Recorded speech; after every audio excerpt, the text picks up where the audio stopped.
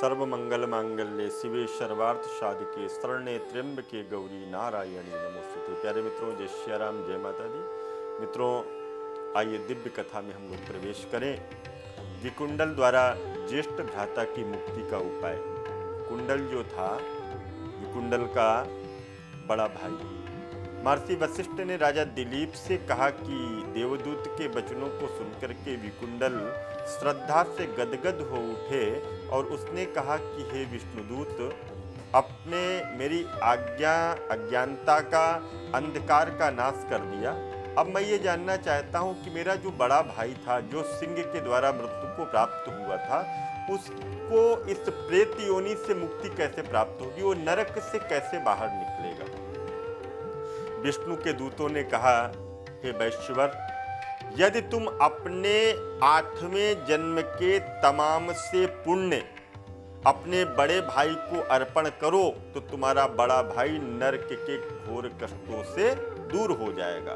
विकुंडल ने कहा, मैं 8वें जन्म का पुण्य का दान देने के लिए तैयार हूं, कृपया मुझे 8वें जन्म का आप हाल बताइए। विष्णु के दूतों ने वैश्वर से कहा कि तुम्हारे 8वें जन्म का हाल कहता हूं, उसको श्रवण करो।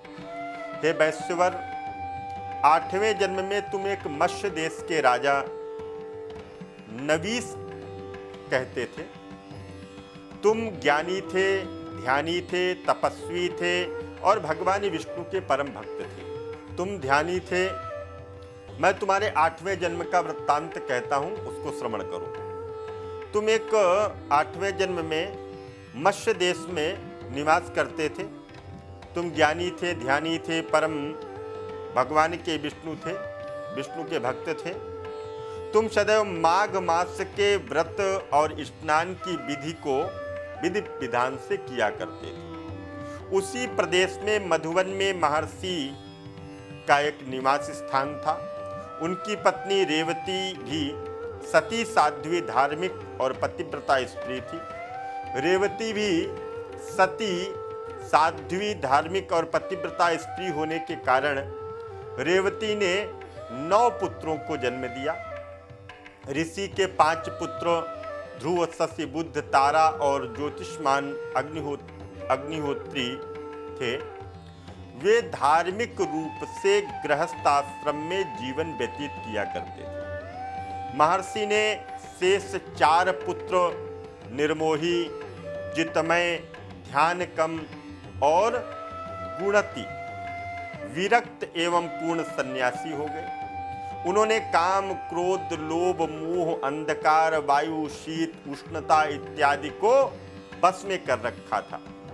एक दिवस काल में चारों योगी जन दूसरे द्वार के निकट से गुजरे।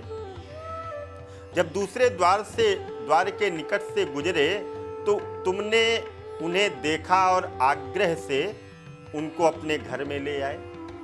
वह महीना मास माघ का महीना था। तुमने अत्यंत श्रद्धा पूर्वक उनकी सेवा की। योग्य चारों ऋषि भक्ति और श्रद्धा के साथ में अत्यंत प्रसन्न हुए और तुम्हें हृदय से उन्होंने आशीर्वाद दिया था।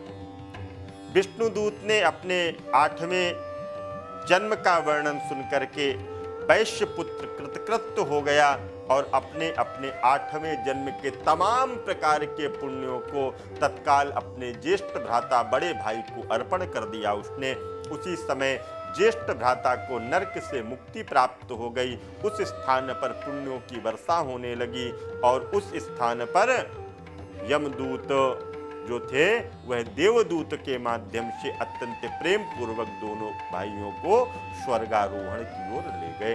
अतः हे राजन, जो भी श्रद्धा पूर्वक माघ मास के व्रत पूजन और महात्म का पठन पाठन करेगा वह निसंदेह निष्पाप हो जाएगा।